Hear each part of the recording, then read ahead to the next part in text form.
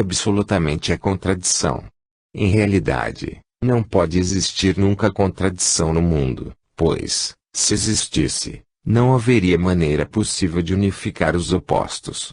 Se o nascimento e a morte fossem entidades independentes, o nascimento seguiria seu próprio curso e a morte seguiria o seu, não se encontrariam em nenhum ponto. Assim como duas linhas paralelas não se encontram em nenhuma parte, tampouco se encontraria nunca o nascimento e a morte. O nascimento e a morte estão entrelaçados, são dois extremos de um processo ininterrupto.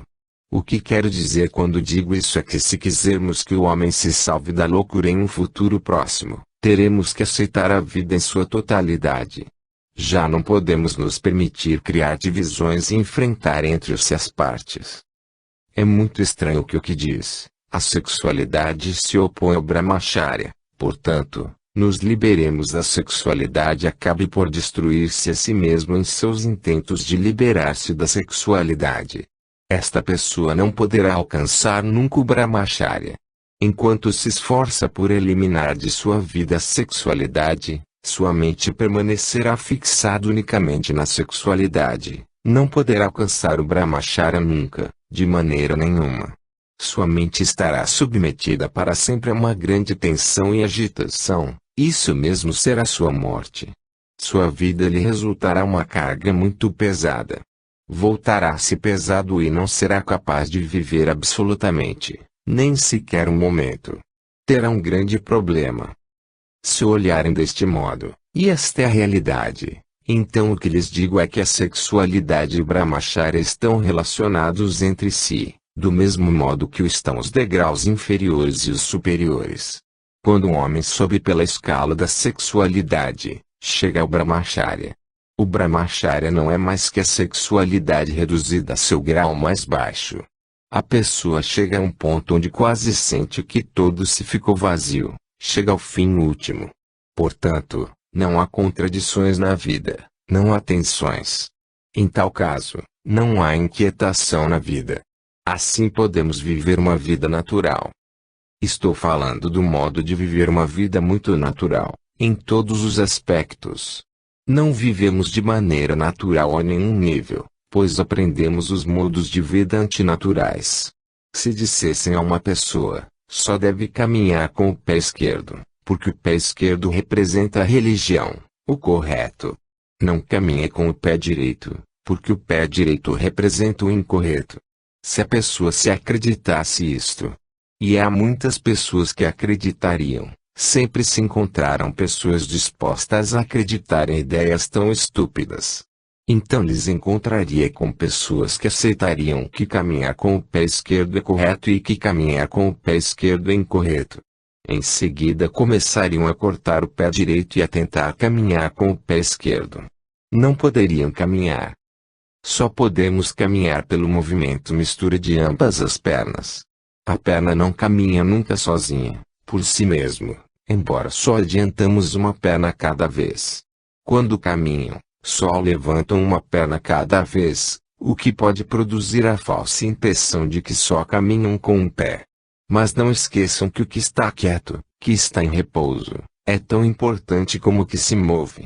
O dia que a pessoa alcança o Brahmacharya, a sexualidade em repouso desempenha um papel importante nesse lucro, do mesmo modo que a perna direita estática desempenha um papel importante no movimento para diante da perna esquerda.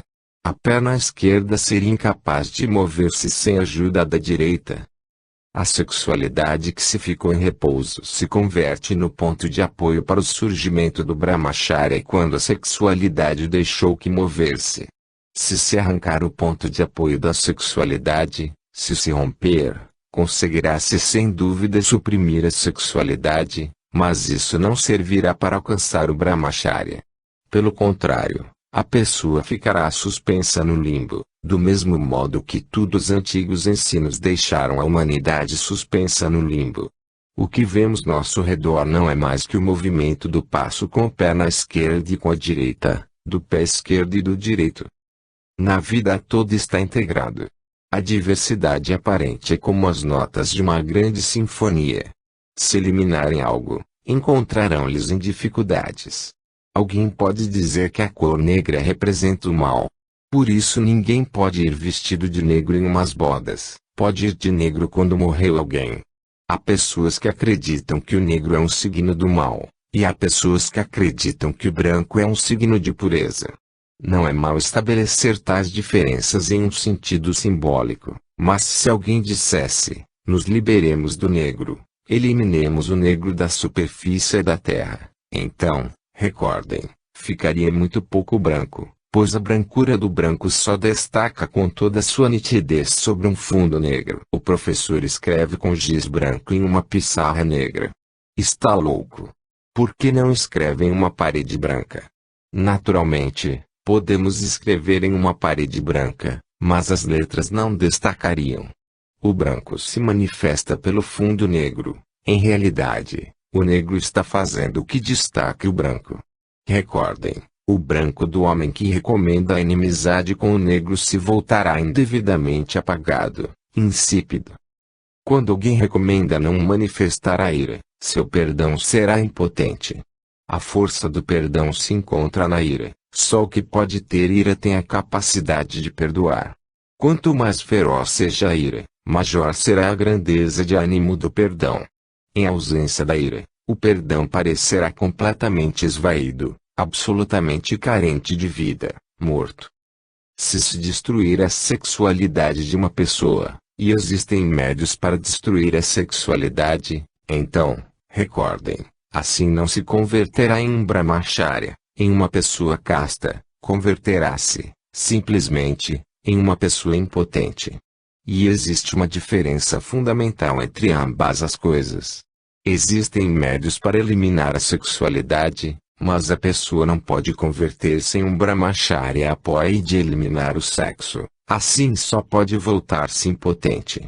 Transformando o sexo, aceitando-o, dirigindo sua energia para um nível superior, podemos alcançar sem dúvida o brahmacharya. Mas recordem que o brilho que viu nos olhos de um brahmachari, de uma pessoa casta, é o brilho da energia sexual mesma. A energia é a mesma, mas se transformou. O que quero dizer é que as coisas que chamamos opostas não são opostas, a vida se rege por uma ordem muito misteriosa. Devem ter visto um montão de tijolos ante uma casa em construção. Todos os tijolos são iguais. Mas quando o arquiteto, o construtor, constrói um arco para pôr uma porta na casa, dispõe os tijolos estabelecendo uma oposição. Os tijolos são iguais, mas ao construir o arco os dispõe opondo-los uns aos outros para que se sustentem entre si. Não poderia construir o arco se começasse a construir em um extremo para chegar ao outro, o arco cairia imediatamente.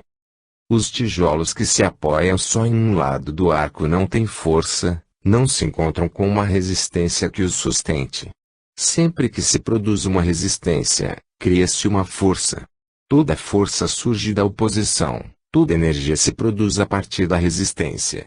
Na vida, a criação da energia, da potência, apoia-se no princípio da polaridade. Todos os tijolos são iguais, mas se dispõem um a um estabelecendo uma oposição. Deus, divino arquiteto da vida, é muito inteligente. Sabe que a vida se esfriaria imediatamente, dissolveria-se em seguida, se os tijolos não se dispor estabelecendo uma oposição entre uns e outros. Por isso dispôs ira frente ao perdão, a sexualidade frente ao brahmacharya, e assim se cria uma energia, pela resistência presente entre os términos. E essa energia é a vida.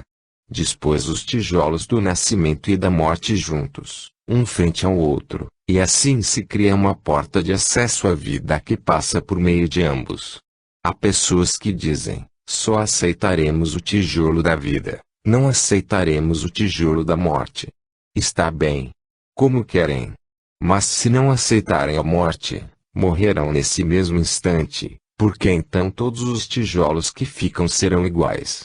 Só ficarão os tijolos da vida, e se derrubarão imediatamente. Este engano se repetiu muitas vezes, e, por isso, o homem padeceu e esteve angustiado há 10.000 anos. Empenha-se em colocar todos os tijolos por um lado, não quer tijolos no lado oposto. Eliminem a polaridade, diz. Se acreditarem em Deus, então não acreditaremos em nada mais. Então não acreditaremos no Sansara, no mundo terrestre. Se houver Deus, então não há Sansara, então não podemos aceitar não o mundo temporário. Não podemos estar na praça do mercado, não podemos nos ocupar de nossos negócios. Como acreditam em Deus, faremos-nos monges e viveremos no bosque. O homem que diz isto quereria criar seu mundo com os tijolos de Deus. Imaginam as consequências que teria que, por engano, as pessoas seculares se voltassem loucas e se fizessem monges. Desde aquele mesmo dia, as coisas não avançariam nem um centímetro. Desde aquele mesmo dia o mundo ficaria em ruínas.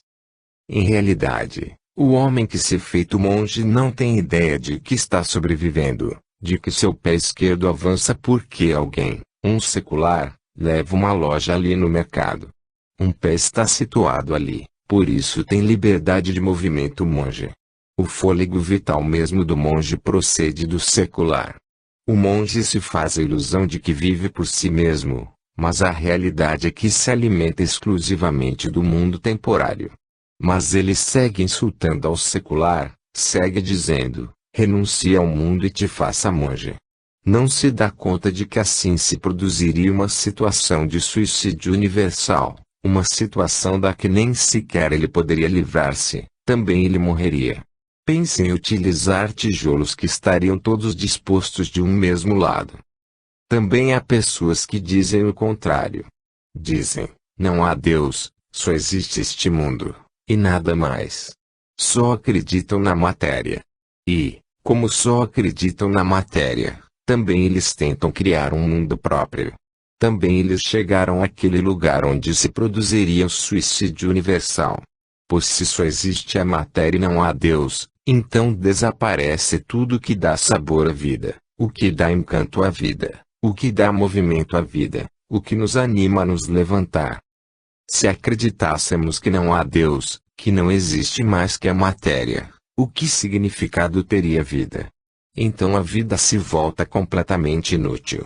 Por isso há no Ocidente pessoas como Alfaiate, Camus, Kafka e os outros que falam muito do absurdo. Hoje em dia, todos os filósofos ocidentais dizem ao uníssono que a vida é absurda. O que disse uma vez Shakespeare se tornou relevante de repente, e os pensadores ocidentais o estão repetindo no contexto da vida mesma, conto contado por um louco, cheio de ruído e fúria, que não significa nada. Não pode haver nenhum significado, nenhum sentido, porque só ajuntaste os tijolos de matéria, de nada mais que matéria. É normal que desapareça completamente o significado. Assim como o mundo perderia seu significado se só houvesse monges, também se perderia o significado se só houvesse seculares. É interessante ver que o secular sobrevive graças ao asceta e que o asceta sobrevive graças ao secular, do mesmo modo que o pé esquerdo depende do pé direito e o pé direito depende do pé esquerdo. Esta dependência parece com primeira vista uma contradição, mas a um nível mais profundo não o é. Ambos os pés formam parte de um mesmo ser, alguém o mantém situado, o outro o faz mover-se. Ninguém pode conhecer toda a verdade da vida sem ter compreendido corretamente esta contradição. A pessoa que, por suposição, empenha-se em lhe tirar a metade ainda não alcançou a inteligência suficiente. Podem lhe tirar a metade, certamente, mas assim que aconteça isso morrerá também a outra metade, pois, indubitavelmente, a segunda metade recebeu sua energia vital da primeira metade, e de nenhuma outra parte. Ouvi contar o seguinte: duas monjas mantinham uma discussão, que podia resultar útil em um apuro. Seu amigo outro monge estava acostumado a opinar: para que necessitamos dinheiro? Somos ascetas, para que necessitamos dinheiro? Só os seculares têm dinheiro. Ambos estavam acostumados a propor diversos argumentos a favor de seus pontos de vista respectivos, e os argumentos de ambos pareciam corretos. O maior mistério deste universo é que podemos apresentar um número igual de argumentos a favor de qualquer dos tijolos opostos que se utilizaram em sua criação, e a discussão é interminável porque ambos os tijolos se empregam por igual. Qualquer pode dizer, olhem, o universo foi criado com meus tijolos, enquanto que outro pode alegar em contra do primeiro, não, o universo está feito com meus tijolos. E a vida é tão vasta que poucas pessoas evoluem o suficiente para ver que toda a estrutura está formada de tijolos que se opõem. Outros só veem os tijolos que têm alcance da vista. Dizem, tem razão, o universo foi criado pelos Sanyas. Tem razão, Brahman é a fonte do universo. Tem razão, o universo é feito de Atman. Outros dizem, o universo é feito de matéria, é feito de pó. Nada mais. Tudo acabará em pó, pó e em pó te converterá. Estas pessoas tampouco podem mostrar mais que tijolos que contemplam desde seu ponto de vista particular. Em todo este assunto não se impõe na discussão nem o teísta nem o ateu, não sai vitorioso nem o materialista nem o espiritualista. Não podem. Suas afirmações partem de uma visão dicotômica da vida. De modo que aqueles duas monjas mantinham uma viva discussão. A gente sustentava que era necessário ter dinheiro, enquanto que o outro não estava de acordo com isso. Uma tarde chegaram a um rio com muita pressa. Se fazia de noite. Um dos monjas se dirigiu ao barqueiro, que já amarrava seu barco para retirar-se, e lhe disse: rogo-te que não amarre ainda barco, nos leve a outra borda do rio. Faz-se de noite e devemos passar ao outro lado. Sinto, disse o barqueiro, já terminei por hoje e agora tenho que voltar para minha aldeia. Levarei-lhes a outro lado amanhã pela manhã. Não, disseram os monges, não podemos esperar até amanhã. Nosso guru, com o que vivemos, que nos ensinou tudo o que é a vida, está a ponto de morrer. Conforme dizem, não chegará amanhã. Convocou-nos. Não podemos passar aqui a noite. Está bem, disse o barqueiro. Levarei-lhes a outro lado por 5 rupias. O monge que era partidário de levar dinheiro riu e, olhando ao outro monge, disse-lhe, o que te parece, meu amigo? Levar dinheiro é inútil ou útil? O outro monge não fez mais que rir. O primeiro monge pagou 5 rupias ao barqueiro, tinha vencido. Quando chegaram a outra borda, o primeiro monge disse de novo, o que tem que dizer, meu amigo? Se não tivéssemos levado dinheiro, não teríamos podido cruzar o rio. O segundo monge riu a gargalhadas. Disse, se cruzarmos o rio não foi porque você levasse dinheiro, mas sim porque foi capaz de te desprender dele. Pudemos cruzar o rio, não porque você tivesse dinheiro, mas sim porque podia soltá-lo. Assim, a discussão seguia em pé. O segundo monge acrescentou, eu sempre hei dito que um monge deve ter o valor de soltar o dinheiro. Podíamos renunciar a ele, por isso pudemos cruzar o rio. Se te tivesse obstinado a ele, se não o tivesse solto, como teríamos cruzado o rio? O problema seguia pendente. O primeiro monge riu também. Chegaram ante seu guru. Perguntaram-lhe, o que podemos fazer? Esta questão se tornou muito problemática. O que aconteceu hoje ilustra muito claramente nossas diferenças. Um de nós acredita que pudemos cruzar o rio porque levávamos dinheiro em cima, e o outro acredita que pudemos cruzá-lo porque o soltamos. Mantemo-nos firmes em nossas posturas, e parece que ambos temos razão. O guru riu a grandes gargalhadas. Estão loucos os dois, disse, estão caindo na mesma tolice em que tem cansado a humanidade há séculos. Que tolice é essa? Perguntaram os monges. O guru respondeu, cada um de vós está olhando uma parte da verdade.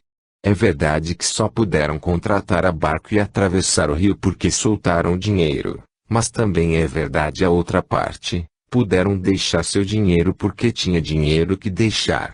Naturalmente, é verdade que puderam atravessar o rio porque levava dinheiro em cima. Mas a outra parte é igualmente certa, se não tivessem levado dinheiro, não teriam podido passar. Passaram o rio porque soltaram o dinheiro. Assim, ambas as coisas são verdadeiras. Não há contradição entre ambas. Pero nós criamos tais dicotomias a todos os níveis de nossas vidas. E o que acredita em uma das duas partes é capaz de apresentar um argumento convincente para apoiá-la. Não é difícil, pois, ao fim e ao cabo, cada pessoa conta ao menos com a metade da vida para apoiar-se. Está vivendo a metade de sua vida, o que não é pouco. É mais que suficiente para defendê-lo. Nada se poderá resolver base de discussões. Terá que investigar a vida, conhecê-la em sua totalidade. É verdade que eu ensino a morte, mas isso não quer dizer que esteja contra a vida. O que quer dizer é que a morte é a porta de acesso ao conhecimento da vida, e também o reconhecimento da vida. O que quer dizer é que não vejo que a vida e a morte sejam opostas entre si. Posso chamá-lo arte de morrer ou posso chamá-lo arte de viver. Ambos os términos significam a mesma coisa. Depende de como olhemos. Podem me perguntar, por que não o chama arte de viver? Existem motivos para isso. O primeiro é que nos apegamos à vida em extremo. E este apego se tornou muito desequilibrado. Também posso chamá-lo arte de viver. Mas não quero chamá-lo assim porque vós estão muito apegados à vida. Se lhes dissesse, deveria aprendam a arte de viver, viria correndo porque quereria reforçar seu apego à vida. Eu chamo a arte de morrer para que possam recuperar seu equilíbrio. Se aprenderem a morrer, então terão ante vós a vida e a morte em condições de igualdade, converterão-se em seu pé esquerdo e em seu pé direito. Então alcançarão a vida definitiva. Em seu estado definitivo, a vida não contém nem nascimento nem morte, mas tem duas pernas, as que nós chamamos nascimento e morte. Naturalmente, se existisse uma cidade cujos habitantes fossem os suicidas, onde ninguém queria viver, eu não iria ali a falar da arte de morrer. Ali diria, aprende da arte de viver. E assim como eu lhes digo a vós, a meditação é a porta da vida. Lhes diria, venham, aprendam a viver, pois enquanto não tenham aprendido a viver, não saberão morrer. Se querem morrer, deixem que lhes ensine a viver, pois quando tiverem aprendido a viver, terão aprendido também a morrer. Só então irão para mim os habitantes dessa cidade. Sua cidade é exatamente ao reverso, vós são os habitantes de uma cidade onde ninguém quer morrer, onde todos querem viver. Onde a gente quer aferrar-se à vida com tanta força que a morte não lhes chegue nunca. Por isso estou obrigado a lhes falar da morte. Não é minha coisa, se o chamar arte de morrer é por vós. Sempre hei dito o mesmo. Na vez, o Buda chegou a um povo.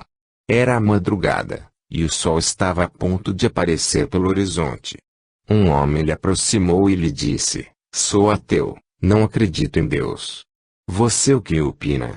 Existe Deus? O Buda respondeu, só Deus é. Não há nada mais que Deus em todas partes. Mas me haviam dito que você foi ateu. Disse o homem. Deveram lhe informar mal, assegurou Buda.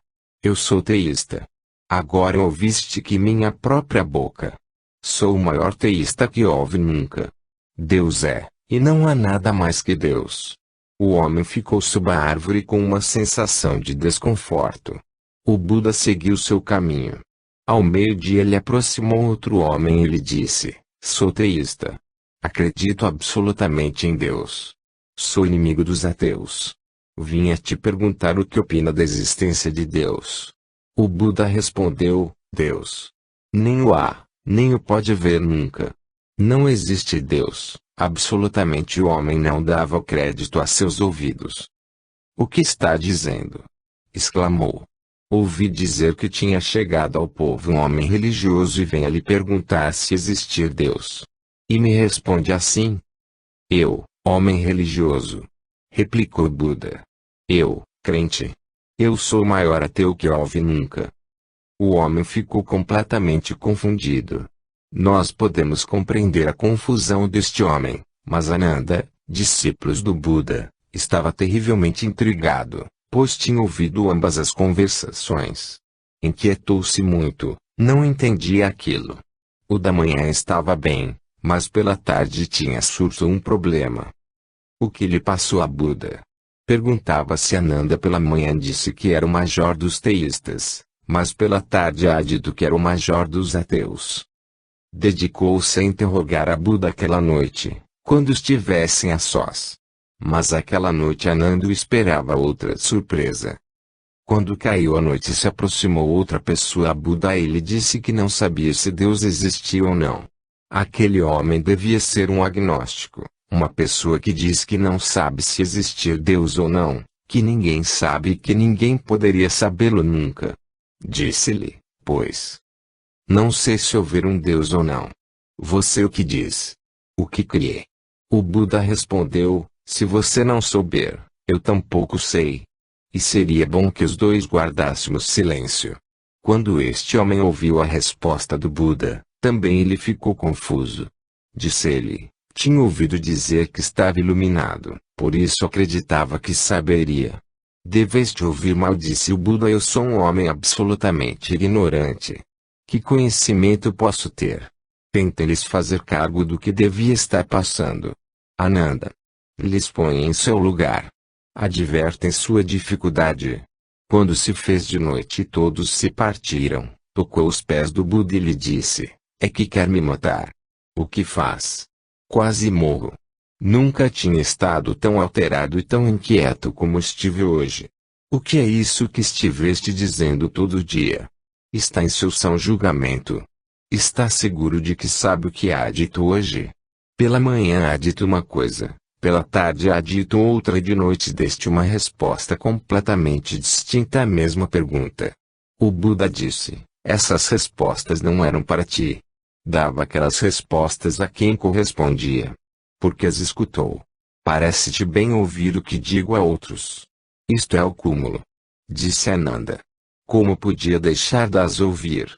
Eu estava presente, ali mesmo, e não tinha os tampados ouvidos. E como poderia acontecer que eu não queria te ouvir falar? Eu adoro te ouvir falar, sem que me importe com quem fale. Mas por que está alterado? Disse o Buda, minhas respostas não eram para ti. Pode que não fossem, disse Ananda, mas eu me encontro ante um dilema. Rogo-te que me responda agora mesmo, qual é a verdade? Por que deste três respostas diferentes? Buda lhe explicou, tinha que levá-los aos três a um ponto de equilíbrio. O homem que veio pela manhã era ateu.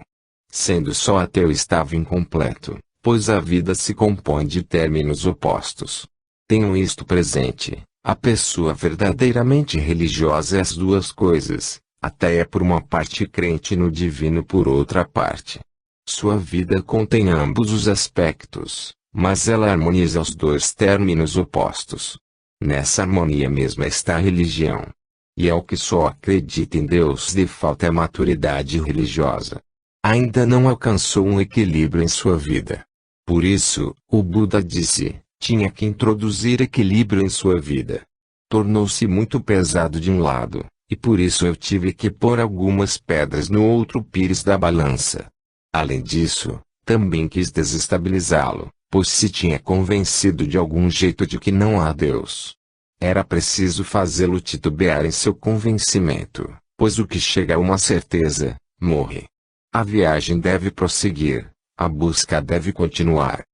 Que veio pela tarde era teísta.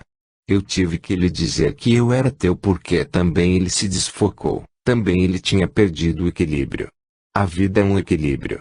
Que alcança este equilíbrio, alcança a verdade. É o motivo pelo que lhes digo que devem aprender a arte de morrer a que sua vida se desfocou. Estão colocados com muita solidez na balança da vida e, por isso, tudo se converteu em pedra. A vida se solidificou, perdeu-se o equilíbrio. Adiante, convidem também a morte. Lhe digam, venham e sei você também minha convidada. Alojaremos-nos juntos. O dia em que a vida cessa a viver com a morte, transforma-se na vida suprema. O dia que damos a bem-vinda à morte, que a abraçamos, que a estreitamos contra nós, termina essa questão. Esse dia desaparece o aguilhão da morte. O aguilhão se encontrava em nossa fuga da morte, em nosso meio a ela. Quando uma pessoa se adianta e abraça a morte, então a morte perde, a morte é vencida, porque o homem que abraça a morte, volta-se imortal. Agora, a morte não lhe pode fazer nada. O que pode lhe fazer a morte quando o homem mesmo está preparado para desaparecer? Existem dois tipos de pessoas, as primeiras as buscam a morte, as segundas procuram a morte. A morte procura os que fogem dela. E outros procuram a morte, mas esta os foge constantemente. Procuram a morte sem cessar, mas não a encontram. Que tipo de pessoa vocês gostariam de ser? A que foge da morte, ou a que a abraça? A pessoa que foge à morte seguirá derrotada, toda a sua vida será a larga história de uma derrota. Que abraça a morte triunfará imediatamente sobre ela. Já não existirá derrota em sua vida. Então sua vida se converte em uma viagem triunfal. Sim, eu ensino a arte mesmo de morrer. Estou lhes ensinando a morrer para que possam alcançar a vida. Sabem um segredo? Quando uma pessoa aprende a viver às escuras, quando aceita a escuridão absoluta, a escuridão se converte em luz para ele. Sabem que quando uma pessoa toma veneno com amor, com alegria, como se tomasse néctar, o veneno se converte em néctar para ele. Se não souberem, devem descobri-lo. Uma das verdades mais profundas da vida é que quando uma pessoa aceita o veneno com amor, o veneno deixa de ser veneno para ele, converte-se em néctar. E quando uma pessoa aceitou a escuridão mesma de todo o coração, descobre com assombro que a escuridão se converteu em luz. E quando uma pessoa recebe a dor com os braços abertos, descobre que já não há dor, para ele só fica a felicidade. Ao que aceita seu estado de agitação e aceita viver com ela, lhe abrem de par em par as portas da paz e da tranquilidade. Isto parece uma contradição. Mas recordem que o que diz que quer alcançar a paz nunca pode ter paz. Porque dizer quero alcançar a paz é, em realidade, procurar agitação. O homem já é inquieto de dele, mas ainda existem alguns que se criam uma nova inquietação dizendo, queremos ter paz. Uma vez foi a ver-me um homem. Disse-me, estive no Ashram da Ramana, no Pondicherry, e no Ashram da Ramakrishna, todos estão cheios de hipocrisia. Ali não pude encontrar nada mais que isso. Eu procuro a paz e não a encontro em nenhuma parte. Levo 2 anos viajando em sua busca. Ouvi falar de ti no Pondicherry. De ali vim diretamente a ver-te. Quero a paz. Eu lhe disse, te levante e parte agora mesmo por essa porta. Do contrário, também poderão dizer de mim que sou um hipócrita. O que quer dizer? Perguntou-me ele. Simplesmente, que vá, disse eu, e não volte a vista nunca mais para aqui. Será melhor que me ponha a salvo antes de que também me chame hipócrita. Mas eu vim a procurar a paz. Disse o homem. Te perca de vista, isso é tudo, disse eu, e vou perguntar-te uma coisa. A quem perguntaste o modo de sofrer?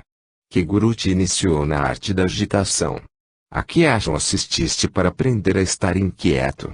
Não fui a nenhuma parte, respondeu um homem. Então eu lhe disse. É um sujeito tão preparado que até sabe te criar sua própria agitação mental. Então o que fica que te ensinar? Seguiste um caminho para criar sua agitação, segue o caminho oposto e encontrará a paz. O que quer de mim? Não diga a ninguém que vieste para ver-me, nem por equívoco. Eu não tenho nada que ver com o que te passa. Rogo-te que me ensine o caminho para encontrar a paz, disse o homem. Está procurando caminhos para deixar de lhe agitar, lhe disse, só há um caminho para alcançar a paz. Estate em paz com a inquietação. Que aceita a inquietação em sua totalidade, que lhe diz, vem, te aloje comigo. Sê minha hóspede nesta mesma casa, descobre de repente que inquietação o abandonou.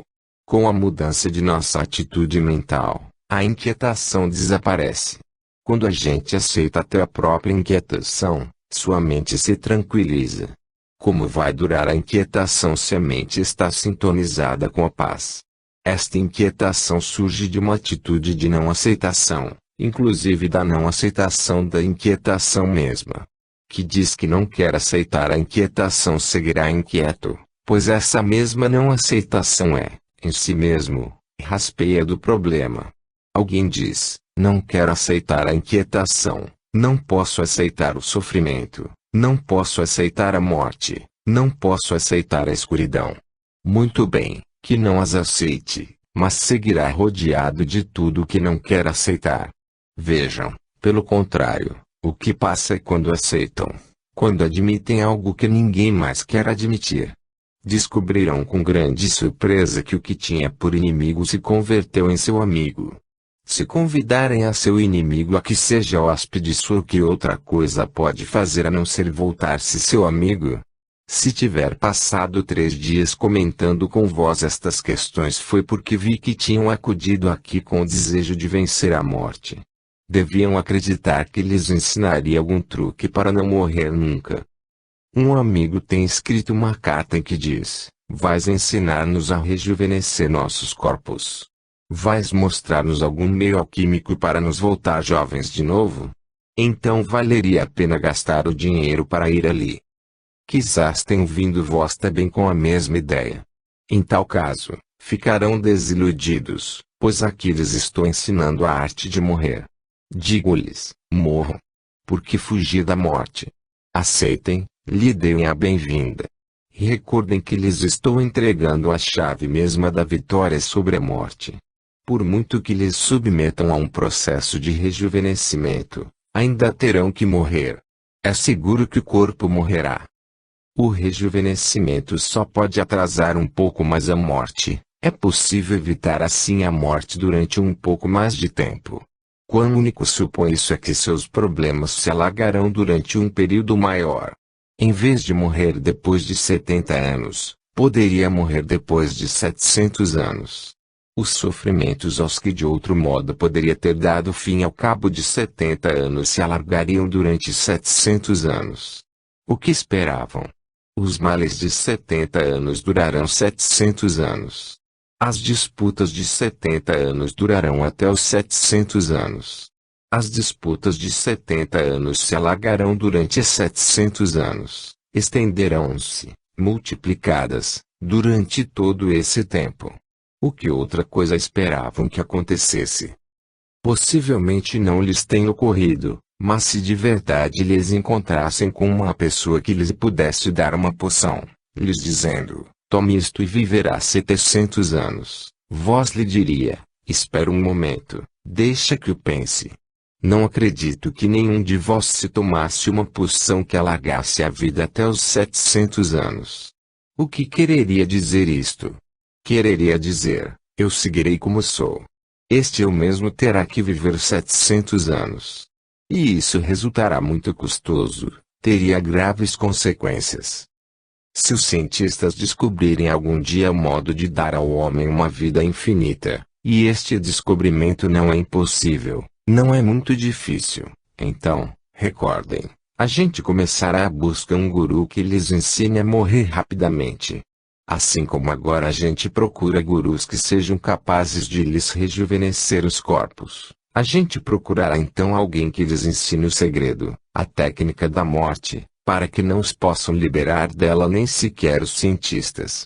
Tentarão defraudar ao Estado livrando-os da vida. Não compreendamos que uma vida larga não tem sentido. O sentido da vida se encontra em sua intensidade. Uma pessoa pode viver um só momento de uma maneira total, mais que o que pode alcançar outra em um número infinito de vidas. É questão de viver, e só a pessoa que não tem medo à morte pode viver. Do contrário, como vai viver? O medo à morte faz tremer ao homem, nunca está quieto, não deixa de correr. Advertistes que no mundo aumenta constantemente a velocidade? Tudo é veloz. O foguete é melhor que o carro de bois em certo sentido, pois o foguete pode nos levar mais depressa aos sítios. Mas por que dar tanta importância à velocidade? Possivelmente não lhes tenham dado conta disso, mas a busca da velocidade por parte do homem é um intento de fugir de onde está. Onde está? Está tão assustado, tem tanto medo, que quer partir. Parece-lhe que em qualquer outra parte estaria melhor que onde está. Em toda a Europa e na América os fins de semana e as festas se converteram em uma grande moléstia. A gente se cansa mais nestes dias que em qualquer outro. O que querem é saltar ao carro e partir a toda pressa, a 100 quilômetros, a 200 quilômetros, a 300 quilômetros, para fugir a uma paragem tranquila, ao monte, a um povo de montanha, à praia. O que os move a partir tão depressa é que outros também correm, também têm pressa, e poderiam chegar antes ao mesmo sítio. Se lhes pergunta onde querem ir, não sabem. Mas uma coisa é segura, querem afastar do lugar onde estão, querem afastar-se de sua casa, de sua mulher, de seu trabalho. O homem é incapaz de viver, por isso corre tanto de um lado a outro. Quer ter veículos cada vez mais potentes para correr mais. Lhe perguntem onde vai, onde quer ir, e lhes responderá: não lhe posso dizer isso agora mesmo, não tenho tempo. Tenho que chegar logo. Temos que chegar à Lua, temos que chegar a Marte. Passamos correndo toda nossa vida. Do que fugimos? O que temos, por uma parte, ser incapazes de viver plenamente, e, por outra parte, o medo à morte é iminente, está presente. Ambas as coisas estão conectadas entre si. O homem que tem medo à morte não será capaz de viver sua vida, seguirá com o temor à morte. Então que solução há? Perguntam-me, que solução há? Que remédio temos? Eu lhes digo, aceitem a morte. Convidem a morte e digam, adiante, preocuparei-me da vida mais tarde, venham você primeiro. Deixa que termine contigo primeiro para que possa deixar resolvida a questão de uma vez por todas. Depois viverei a gosto. Primeiro vou ocupar-me de ti, e depois me assentará a viver comodamente. A meditação é o meio para aceitar a morte com esta atitude. A meditação é o meio, a meditação é a solução que permite transmitir à morte tal convite. Que aceita a morte deste modo se detém imediatamente. Sua velocidade desaparece. Observaste-lo alguma vez? Quando estão zangados e vão em bicicleta, pedalam mais depressa. Quando estão zangados e conduzem um automóvel, pisam mais o acelerador. Os psicólogos dizem que os acidentes de automóvel não se devem ao mau estado das estradas a não ser a pessoa que pisa no acelerador. Algo anda mal nessa pessoa. Tem os dentes apertados com ira e está pisando mais o acelerador, e de algum jeito deseja ter um acidente. Está cheio do desejo de se chocar com algo. A vida lhe parece tão monótona e tão inútil que quer lhe dar um pouco de emoção, um pouco de variedade, embora só seja chocando-se com algo, a falta de outra coisa. Acredita que isso emocionará, fará-lhe sentir-se bem. Parece-lhe que terá satisfação de saber que em sua vida aconteceu algo, que esteve totalmente vazia. Na Europa e na América muitos criminosos declararam ante os tribunais que não tinham nada contra a pessoa que mataram. Quão único queriam era ver seus nomes em letras de molde, e aquela era a única maneira a seu alcance.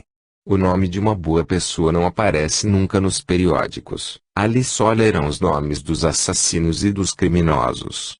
Existem dois tipos de assassinos, os que cometem um único assassinato por causas pessoais e os que cometem assassinatos coletivos, os políticos. Só os nomes destes aparecem nos periódicos, outros é como se não existissem. Embora sejam bons cidadãos, seu nome não figurará nos periódicos, mas se derem uma punhalada a uma pessoa, sairão nos titulares. Um criminoso confessa ante o tribunal. Não tinha nenhuma inimizade contra aquela pessoa, não tinha visto nunca aquele homem. Só lhe vi as costas e lhe cravei uma faca. Quando brotou o sangue da vítima, eu senti a satisfação de que por fim tinha feito algo do que falaria gente. De que minha vida não tinha passado em vão. O caso aparece em todos os periódicos. Os tribunais, os juízes e os advogados importantes vestidos com togas negras discutem meu caso com toda seriedade. Quando vejo tudo isto, parece-me que também eu tenho feito algo, que não sou uma pessoa corrente. A pessoa que foge à morte, temente à morte, ficou-se tão frustrada, tão triste e aborrecida, que está disposta a fazer algo. Mas o único que não faz é dar a bem-vinda à morte. Assim que uma pessoa dá bem-vinda à morte, assim que aceita a morte, abre em sua vida uma porta nova, uma porta que o conduz até o divino. No exterior do templo de Deus está escrita a palavra morram, enquanto que dentro transborda o rio da vida. A gente vê o letreiro que diz, morram e volta atrás. Ninguém entra. É uma ideia muito boa, uma ideia muito inteligente, do contrário, haveria uma multidão fora e seria difícil viver. Por isso, no exterior do templo da vida há um letreiro que diz morra. Os que se assustam ao vê-lo, fogem. Por isso lhes hei dito que terá que aprender a morrer. O maior secreto da vida é aprender a morrer, aprender a aceitar a morte. Deixem que morra o passado todos os dias. Morramos todos os dias. Não estamos deixando que morra o passado de ontem. O homem de 70 anos mantém vivos as lembranças felizes de sua infância. Sua infância não morreu ainda.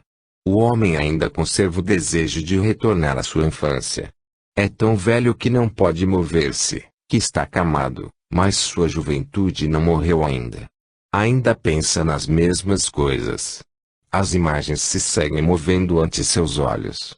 Nunca provisionamos o valor de morrer, nunca deixamos que mora nada, e, em consequência, tudo se amontoa. Não deixamos o morto por morto, pelo contrário, acumulamo-lo como uma carga pesada, e então resulta impossível viver sob seu peso. Assim, uma das chaves da arte de morrer é esta: deixem o morto por morto. Uma vez que Jesus passava junto a um lago, aconteceu um incidente maravilhoso. Era de madrugada. O sol estava a ponto de sair e o horizonte acabava de avermelhar-se. Um pescador tinha arrojado sua rede ao lago para pescar. Quando começou a tirar a rede, Jesus pôs sua mão no ombro do pescador e lhe disse: Meu amigo, quer passar toda a vida pescando peixes? O pescador já se expôs a esta questão muitas vezes. Há alguém que não a exponha? Naturalmente, os peixes podem ser distintos, a rede pode ser distinta, o lago pode ser distinto, mas de todas maneiras se expõe a pergunta: tenho que passar toda a minha vida pescando peixes? O pescador se deu a volta para ver quem era o homem que o fazia a mesma pergunta que ele se expôs. Olhou Jesus. Viu seus olhos serenos e alegres, sua personalidade. Disse-lhe: não tenho outra possibilidade. No que outra parte poderei encontrar um lago? No que outra parte poderei encontrar peixes e arrojar a rede para pescá-los? Eu também me pergunto se seguirei pescando peixes o resto de minha vida. Então disse Jesus: eu também sou pescador, mas arrojo minha rede em outro mar. Vem, me siga se quiser, mas recorda, só um homem que tem valor para renunciar à sua rede velha pode arrojar uma rede nova. Deixe atrás a rede velha. O pescador devia ser homem valoroso. Há muito pouca gente valorosa como ele. Deixou ali mesmo sua rede cheia de peixes. Deveu-lhe passar pela mente o desejo de recolher, ao menos, a rede que já tinha enche. Mas Jesus lhe disse: só podem arrojar sua rede ao novo mar os que têm valor para deixar atrás a rede velha. Deixem a rede ali mesmo. O pescador deixou sua rede e lhe perguntou: me diga onde devo ir? Parece homem valente. Disse Jesus: tem capacidade para chegar a alguma parte. Venham comigo. Quando se aproximaram dos subúrbios do povo, chegou ante eles um homem que corria. Este deteve o pescador e lhe disse: onde vai, louco? Seu pai, que estava doente, morreu. Onde estava? Fomos te buscar ao lago e ali encontramos sua rede. Onde vai? O pescador disse: rogo-te que me conceda alguns dias para enterrar a meu pai e celebrar seu funeral. Depois voltarei para seu lado. As palavras que respondeu Jesus ao pescador são enormemente maravilhosas. Disse-lhe: nécio, deixa que os mortos enterrem aos mortos. Que necessidade tem que vá? Vem. Me siga. Que morreu já está morto, por que incomodar-se se quer enterrá-lo? Não são mais que truques para mantê-lo vivo. Que já morreu, morreu para sempre. E há muitos mortos no povo. Eles enterrarão o morto. Você veio comigo. O pescador duvidou um momento. Observando-o, Jesus lhe disse: possivelmente te julguei mal quando acreditei que foi capaz de deixar sua rede velha. O pescador se deteve um momento e, depois, seguiu a Jesus. Jesus disse: é o homem valente. Se for capaz de deixar atrás aos mortos, pode alcançar verdadeiramente a vida. Em realidade, deve soltar-se tudo o que morreu no passado. Sentam-lhes em meditação, mas sempre vêm logo a me dizer que nunca dá resultado, que lhes seguem chegando pensamentos. Os pensamentos não chegam assim, a questão é, chegastes a deixá-los? Sempre seguem obstinados a eles, como lhes jogar a culpa. Se um homem tiver um cão, dá-lhe de comer, tem no pacote em sua casa, e de repente um dia o solta, joga-o à rua, e o pobre cão volta-me outra vez ao homem, teria culpa o cão? Todos estes dias destes que comer ao cão, acariciaste-lo, deste-lhe carinho, jogastes com ele, puseste-lhe um colar ao pescoço, tiveste-lo em sua casa. E de repente decidem meditar e dizem ao cão que se largue. Como pode ser? O pobre cão não tem ideia do que lhes passou que uma maneira tão repentina, de modo que se dá algumas voltas e volta para vós. Acredita que possivelmente estejam jogando com ele, por isso, quanto mais insistem em jogá-lo, mais brincalhão se volta, mais volta para vós. Parece-lhe que está acontecendo algo novo, que possivelmente o homem esteja de bom humor, e por isso se interessa cada vez mais pelo jogo. Venha me dizer que os pensamentos não lhes deixam. Como vão deixar-lhes? Alimentaste-los que seu próprio sangue. Ataste-los a vós mesmos, puseste-lhes um colar ao pescoço, com seu nome. Digam a alguém que o que pensa está equivocado, saltará contra vós, dizendo: o que quer dizer? O que penso está equivocado. Meus pensamentos não podem estar equivocados nunca. De modo que o pensamento, que leva um colar com seu nome, volta para vós. Como vai ou seja seu pensamento que estão meditando? Dizem a seu pensamento: fora daqui. Comprido. Mas o pensamento não se vai de qualquer jeito. Alimentamos aos pensamentos. Alimentamos os pensamentos do passado, atamo-los a nós mesmos. Mas um dia, de repente, querem que lhes deixem. Não lhes deixarão em um só dia. Terão que deixar de lhes dar de comer, terão que deixar de cuidá-los. Recordem, se querem deixar os pensamentos, deixem de dizer, meus pensamentos. Como poderão deixar algo que consideram seu? Se querem lhes tirar de si meus pensamentos, deixem de lhes interessar por eles. Como vão partir a não ser que deixem de interessados por eles?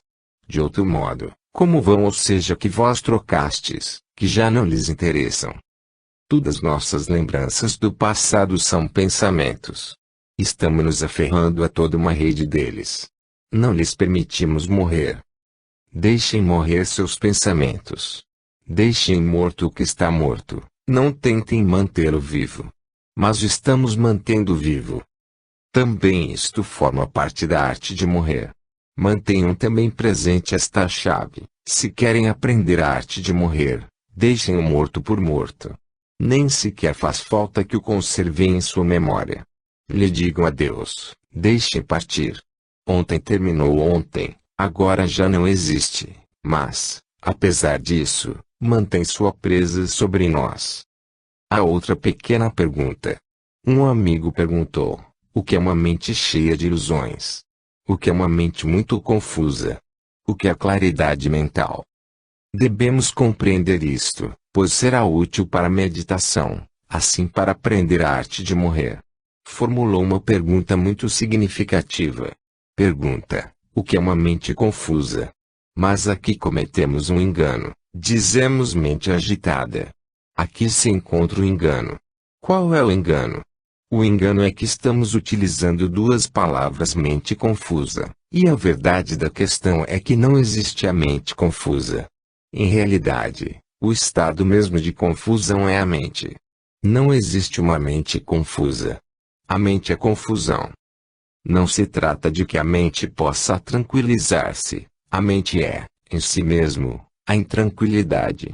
E quando não há confusão, não se trata de que a mente se tranquilizou, é que a mente desapareceu. Imaginar, por exemplo, que há uma tormenta no mar, que o mar está agitado. Diria que se trata de uma tormenta agitada. Diria alguém que é uma tormenta agitada. Lhes limitaria a dizer que é uma tormenta, pois, tormenta já é, de dele, sinônimo de agitação. E quando se sossega a tormenta, dizem que a tormenta se ficou tranquila. Quão único dizem é que a tormenta já não existe. Para compreender a mente, recordem também que mente não é mais que um sinônimo de confusão. Quando se faz a paz, não é que a mente se ficou em paz, a não ser, mas bem, que a mente já não existe absolutamente. Aparece um estado de não mente. E quando já não existe a mente, então o que fica a chama Atman. O mar existe mesmo que não há tormenta. Quando desaparece a tormenta, fica o mar. Quando a mente confusa deixa de existir, o que fica é o Atman, a consciência. A mente não é uma coisa, não é mais que um estado de confusão, um estado de desordem. A mente não é uma faculdade, não é uma substância. O corpo é uma coisa, o Atman é outra coisa, e a falta de paz entre ambos se chama mente. Em estado de paz fica o corpo, fica o Atman, mas já não a mente. Não existe uma mente tranquila. Trata-se de um engano de expressão, devido à língua que nos criamos. Falamos de um corpo doente, de um corpo são. Isso é correto. Existem corpos doentes, claro está, e também existem corpos sãs. Ao desaparecer a enfermidade, fica um corpo são. Mas não é assim no caso da mente. Não existe uma mente sã e uma mente doente. A mente é, por si mesmo, doente. Sua mesmo ser é a confusão. Seu mesmo ser é insalubre. Sua mesmo ser é uma enfermidade. Não perguntem, pois, como podem liberar a mente da confusão, pois, como podem lhes liberar desta mente. Perguntem como pode morrer esta mente. Perguntem como podem eliminar esta mente. Perguntem o que podem fazer para que a mente deixe de existir. A meditação é um meio para acabar com a mente, para despedir-se da mente. A meditação significa sair da mente. A meditação significa apartar-se da mente. A meditação significa a cessação da mente. A meditação significa apartar-se de onde reina a confusão. Ao nos apartar da confusão, a confusão se aquieta, pois o que a cria é nossa própria presença. Se nos apartarmos, deixa de existir. Suponhamos, por exemplo, que duas pessoas têm uma briga. Você vieste a brigar comigo e estamos brigados. Se eu me apartar, como poderia continuar a briga? Cessaria, pois só pode continuar se eu participar dela. Vivemos em um plano mental, estamos presentes ali onde reina a desordem, onde se produzem as agitações. Não queremos nos apartar dali, mas queremos levar ali a paz. Ali não pode haver paz. Tenham bondade de lhes apartar, isso é tudo. Assim que lhes apartem, a agitação cessará. A meditação não é uma técnica que sirva para levar a paz à sua mente, é, mas bem, uma técnica para lhes apartar da mente. A meditação é um meio para fugir, para lhes afastar das ondas da confusão. Outro amigo formulou uma pergunta relacionada com a anterior. Também seria bom entender isto. Perguntou: que diferença há entre estar em meditação e praticar a meditação? Eis a mesma diferença que já lhes estou explicando. Se uma pessoa está praticando a meditação, está tentando apaziguar uma mente confusa. O que fará? Tentará tranquilizar sua mente. Quando uma pessoa está em estado de meditação, não está tentando tranquilizar sua mente, mas bem, está apartando-se dela. Se o sol apertar muito, se for insuportável, podem ver que um homem abre sua sombrinha, e as sombrinhas se podem abrir ao sol e a gente pode refugiar-se em sua sombra ou sob qualquer outra sombra para proteger-se. Mas não é possível abrir uma sombrinha dentro da mente.